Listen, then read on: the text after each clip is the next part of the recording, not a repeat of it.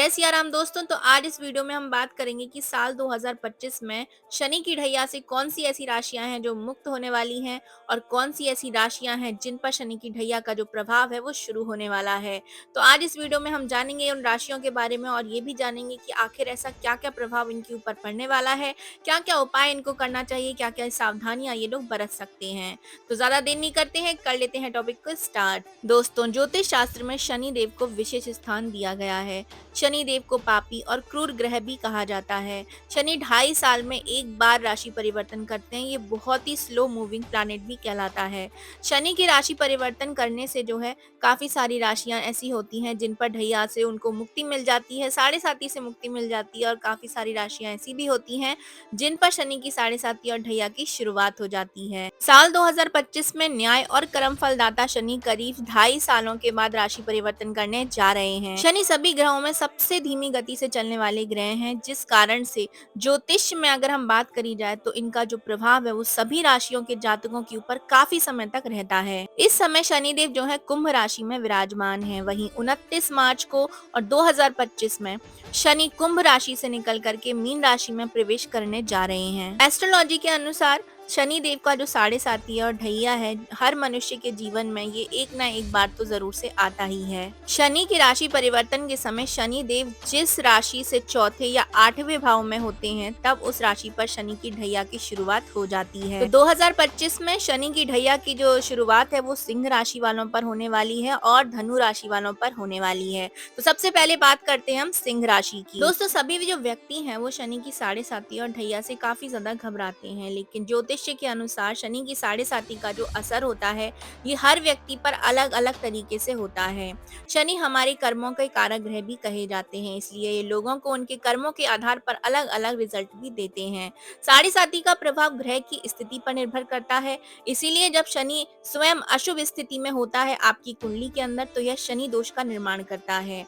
तो इसीलिए शनि का जो प्रभाव है वो हर व्यक्ति पर अलग अलग पड़ता है। यदि आपकी कुंडली में शनि दोष बन रहा है तो साढ़े साती या ढैया का जो प्रभाव है वो आपके जीवन में जो है काफी अशुभ परिणाम लेकर के आता है। वहीं जिन लोगों की कुंडली में शनि शुभ प्रभाव में रहते हैं, तो साढ़े साती जो रहती है ऐसे लोगों को बहुत ही ज्यादा फलदायी भी साबित होती है या ढैया साबित होती है।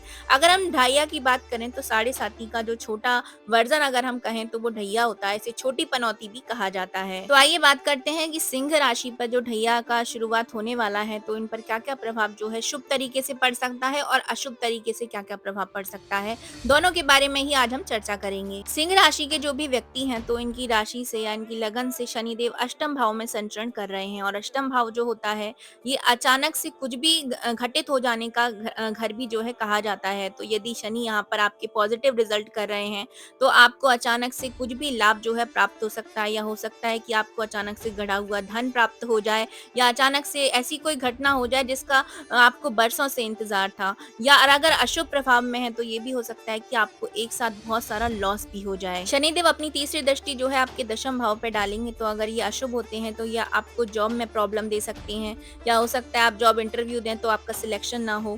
तो ये सारी प्रॉब्लम्स जो है ये क्रिएट कर सकती हैं। शनि के प्रभाव से सिंह राशि वालों की जो मानसिक प्रवृत्ति है वो खराब हो सकती है, क्योंकि शनिदेव सबसे पहले आपकी बुद्धि पर ही अटैक करते हैं। शनिदेव की वही जो 7वीं दृष्टि है वो आपके सेकंड हाउस पर जा रही है, जो कि धन भाव होता है। तो आपको धन से रिलेटेड जो है समस्याओं का सामना भी करना पड़ सकता है, और यदि शुभ स्थिति में है तो आपको जो है धन से रिलेटेड समस्याएं कभी आएंगी ही नहीं, जबकि धन और भी ज्यादा बढ़ने लग जाता है।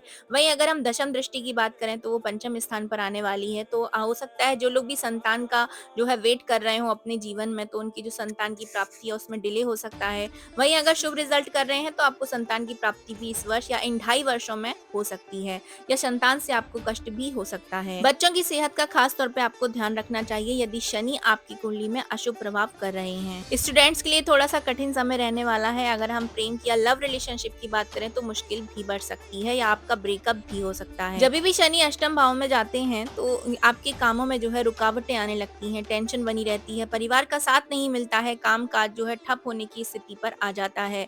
संतान को कष्ट मिलता है या संतान से आपको कष्ट मिलता है, क्योंकि शनि देव की जो दशम दृष्टि है वो आपके पंचम हाउस पर पड़ती है। अचानक से आपको हानि होने लग जाती है, जातक को भूलने की बीमारी भी हो जाती है या याददाश्त उसकी कमजोर होने लग जाती है। और यदि यही शनि विपरीत राजयोग में आपकी कुंडली पर बैठे हुए होते हैं, तो इन सारी चीजों के जो है आपको पॉजिटिव रिजल्ट भी देखने को मिल जाते हैं शनि की ढैया में। इनफैक्ट शनि की ढैया में यदि शनि आपकी कुंडली में पॉजिटिव रिजल्ट कर रहे हैं, तो शनि की ढैया हो चाहे शनि की साढ़े साती हो, तो आप बहुत तेज गति से जो है प्रगति भी करते हैं। अब बात करते हैं कि जो शनि की ढैया का प्रभाव है वो धनु राशि वालों पर किस प्रकार का पड़ने वाला है, पॉजिटिव वे में और नेगेटिव वे में। दोस्तों, धनु राशि वालों के जो है शनिदेव चतुर्थ भाव में जो है संचरण करने जा रहे हैं। और चतुर्थ भाव जो होता है ये माता का भाव भी होता है, ये भवन भूमि से रिलेटेड भाव भी होता है। और यहाँ से शनिदेव की जो सीधी सातवीं दृष्टि है वो जो है दशम भाव पर पड़ती है, तो आप जो है पॉलिटिक्स में भी घिर सकते हैं।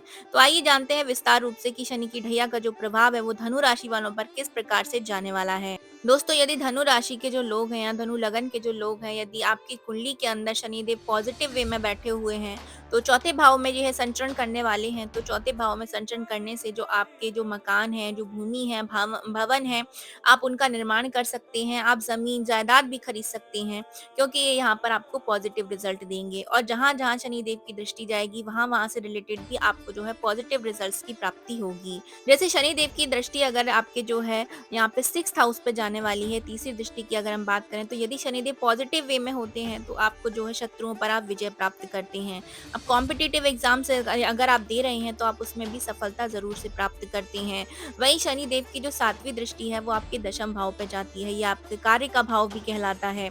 तो काम के भाव में आपको जो है जॉब प्रमोशन भी मिल सकते हैं, आपका जो है बढ़ोतरी भी हो सकती है, या आप कहीं विदेश भी जाना चाहते हैं तो आप वहां पर भी जा सकते हैं। और वहीं से यदि हम दशम दृष्टि की बात करें, तो शनिदेव की जो दशम दृष्टि है वो आपकी लगन पर पड़ती है, तो इससे आपकी जो पर्सनालिटी है वो काफी अच्छी निखर के आती है, यदि शनिदेव पॉजिटिव स्थिति में है आपके चार्ट के अंदर।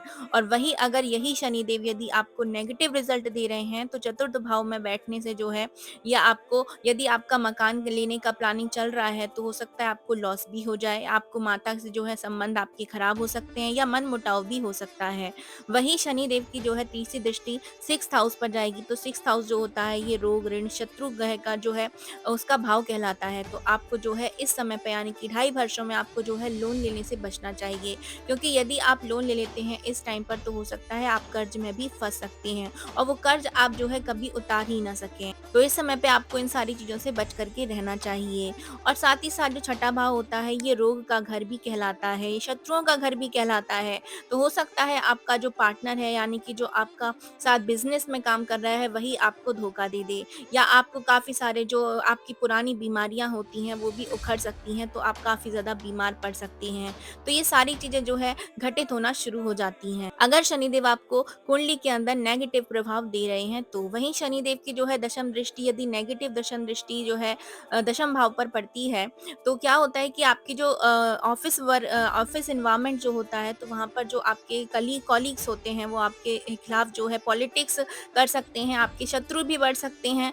यदि आप कहीं जॉब चेंज कभी करना चाह रहे हैं, तो आप जॉब भी चेंज नहीं कर पाते हैं, आप जो है रॉन्ग डिसीजंस भी लेना शुरू कर देते हैं। तो ये सारी जो प्रॉब्लम्स हैं, ये ढैया के प्रभाव में आकर के जो यदि शनि आपको अशुभ प्रभाव दे रहे हैं, तो ये सारी प्रॉब्लम्स जो है आ सकती हैं। वहीं अगर शनि देव की दशम दृष्टि की हम बात करी जाए, तो ये आपकी लगन पर पड़ने वाली है। तो यदि अशुभ जो है शनि आपकी कुंडली के अंदर है, तो लगन पर दृष्टि पड़ने से क्या होगा कि आपकी हेल्थ खराब होगी। सबसे पहली बात, आपकी बुद्धि पे अटैक करेंगे, तो आप जो डिसीजन लेना चाह रहे हैं, तो वो आप जो डिसीजन लेंगे वो आप गलत वे में ले सकते हैं, ताकि आपको इन फ्यूचर जो है उससे काफी ज्यादा लॉस भी हो सकता है। आपकी एकदम से जो आपका चेहरा है वो काफी ज्यादा डिप्रेशन में भी जा सकता है, या आप अकेलापन भी महसूस कर सकते हैं। इस तरीके की जो चीजें हैं वो शनि की ढैया में आप फेस कर सकते हैं। इस दौरान भाई बहन एवं कुटुंब का जो सुख भी है वो भी आपको नहीं मिलता है। यहाँ से शनि की तीसरी दृष्टि जो है मित्र दृष्टि षष्टम भाव को देखता है, तो जातक को जो है शत्रु पक्ष पर बड़ा प्रभाव रहता है। तो इस तरीके की सारी चीजें जो है आप जो है शनि की ढैया के दौरान देख सकते हैं। अल्टीमेटली बात करें तो माता से जो है आपका मन मनमुटाव लगा रह सकता है, या कि हो सकता है कि वो कुछ और कहें, आपको वो चीज़ें समझ में ना आएँ। भूमि, मकान, वाहन के सुख में भी कमी आती है, कामकाज की स्थिति भी अच्छी नहीं र चलती है, यदि शनि अशुभ प्रभाव में है तो। प्रतियोगिता परीक्षाएँ हों यानी कि कॉम्पिटिटिव एग्ज़ाम्स हों, नौकरी में शनिदेव अच्छा नहीं कर पाते हैं, तो यदि आप नौकरी में कुछ अच्छा करने जा रहे हैं तो हो सकता है आप फेल हो जाएँ। और जो धनु राशि वाला व्यक्ति है उसकी जो सेहत है वो भी काफ़ी ज़्यादा अफ़ेक्ट होने लग जाती है इस समय पर। तो हो सकता है आपके लाइफ़ पार्टनर के साथ भी जो है आपके झगड़े काफ़ी ज़्यादा बढ़ जाएँ इन 2.5 सालों में। तो दोस्तों ये सारी जो चीज़ें हैं ये ढैया के वक़्त जो है आप पॉज़िटिव और नेगेटिव वे में जो है फ़ेस कर सकते हैं धनु राशि के जातक। तो ढैया के समय पे सिंह राशि वाले और धनु राशि वाले क्या-क्या उपाय कर सकते हैं? आप शनिदेव के मंदिर जा सकते हैं, सरसों के तेल का दीपक लगा सकती हैं। पूरे 2.5 वर्षों में जितना हो सके आपको दान करना चाहिए, आपको काली चीज़ों का दान करना चाहिए, आप काले तिल दान कर सकते हैं, काला कपड़ा भी दान कर सकते हैं और भगवान शिव की पूजा ज़रूर से कीजिए या भगवान श्री हरि नारायण का जो है आप विष्णु सहस्त्र नाम का पाठ भी ज़रूर से कीजिए, बहुत ही ज़्यादा जो है लाभकारी होता है। और सबसे अच्छा उपाय होता है इसका दशरथ कृत स्तोत्र। शनि की जभी भी साढ़े साती हो या ढैया हो तो आदमी जो व्यक्ति है उसको जो है दशरथ कृत स्तोत्र का पाठ ज़रूर से करना चाहिए, ये बहुत ही ज़्यादा लाभकारी होता है। और एक और उपाय आता है वो आता है राम रक्षा स्तोत्र, आप उसका भी पाठ कर सकते हैं, वो भी अत्यंत ही लाभकारी साबित होता है शनि की ढैया में। तो दोस्तों ये थी मेरी छोटी सी इन्फॉर्मेशन शनि की ढैया से प्रभावित राशियों के बारे में कि 2025 में किन किन राशियों पर जो है प्रभावित होने वाली हैं शनि की ढैया से। आगे की वीडियो में हम बात करेंगे कि शनि की साढ़े साती से कौन कौन सी राशियां जो है प्रभावित होने वाली हैं, क्या क्या वो कुछ जो है इस साल जो है फेस करने वाली हैं। तो हम मिलेंगे नेक्स्ट वीडियो में किसी नई इन्फॉर्मेशन के साथ में, तब तक आप मेरे चैनल को लाइक कर दीजिए, सब्सक्राइब कर दीजिए, ज़्यादा से ज़्यादा शेयर कर दीजिए। हम मिलेंगे नेक्स्ट वीडियो में, अभी के लिए आप सभी लोगों को जय जय सिया राम।